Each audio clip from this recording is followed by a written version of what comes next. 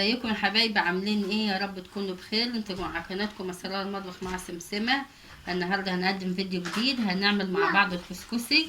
طريقه بسيطه وسهله خالص، مكونات بسيطه. ده كيلو دقيق نخلاه، هنحط عليه معلقه ملح صغيره ومعلقه صغيره بيكنج باودر. هياخد معانا كوبايه ونص ميه، بس الميه هنرشرشها مش هندلقها دلق، نرشها كده. هي طريقة سهلة وبسيطة. انا الاول دلوقتي برشرشها بالمية، هعمله بالكبة بعد كده، بس محبتش اعمله في الكبة على طول علشان يسهل معاكي.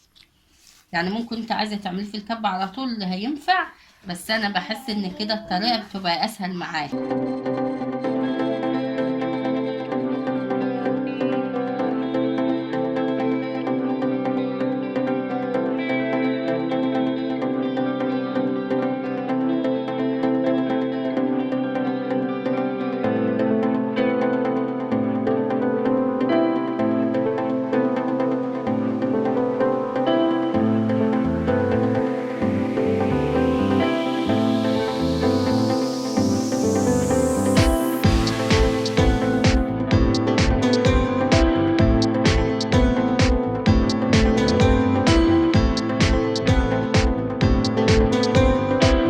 دلوقتي بقى معانا بالشكل ده، ولو تعجن معاكي برضو عادي ما تخافيش، احنا هنعمله في الكبة.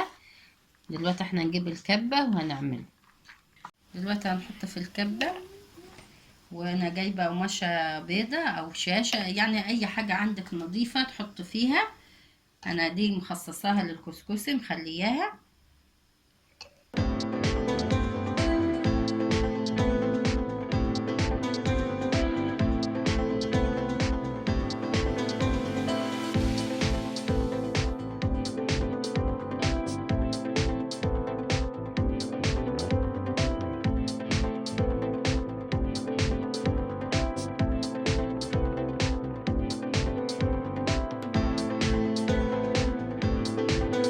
اهو المنظر ده.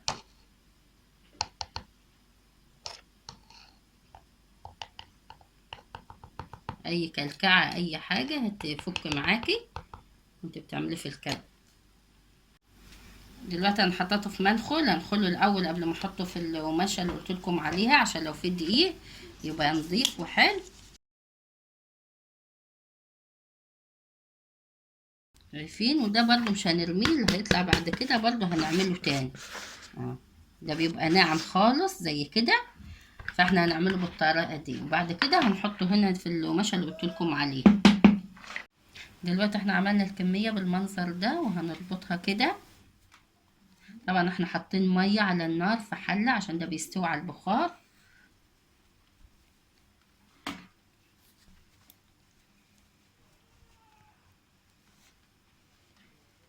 كده.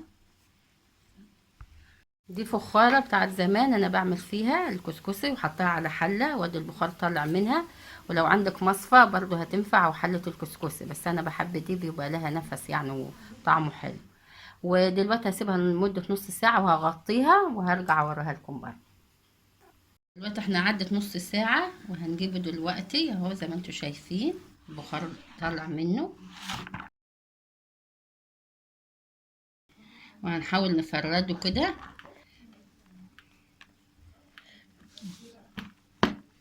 لما يبرد شوية هنحطه برضو في الكبة ده كده، احنا بنرده تاني مرة. هو الكسكس مش متعب ولا حاجة، بس هو خطواته كتير. يعني هيبرد شوية وهنعمله برضو في الكبة تاني. هنرش عليه ربع كوباية مية، بخاخة ولا حاجة كده.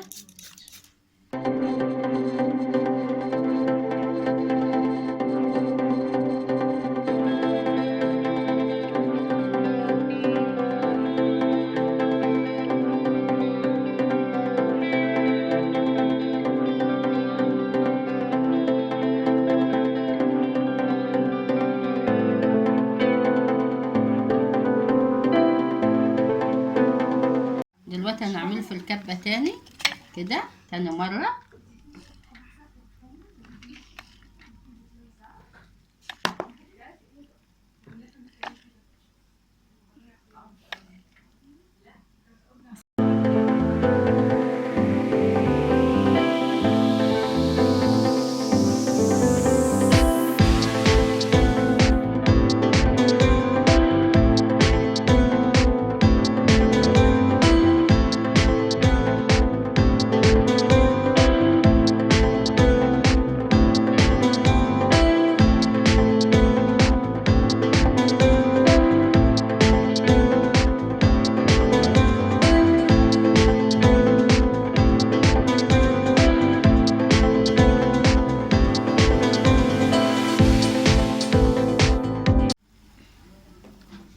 هنفضيها برضه على نفس القماشة اللي احنا عملنا عليها بالشكل ده. وانا هعمل كل الكمية اللي عندي، وبرضه هرجعهم تاني على البخار وهنخليهم نص ساعة.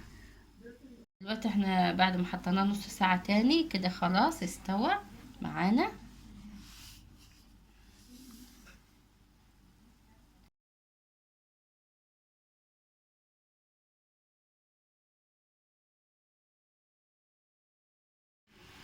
كده احنا هنرش عليه زبدة، طريقة بسيطة وسهلة ومخدتش وقت معانا خالص.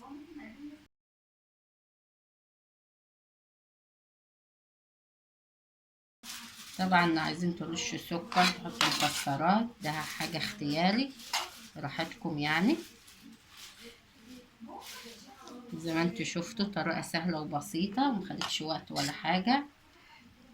واتمنى يا حبايبي النهاردة يكون الفيديو عجبكم وتعملوا الطريقة وتاكلوها بألف هنا. واشوفكم في فيديو جديد، اشوفكم بألف خير، مع السلامة.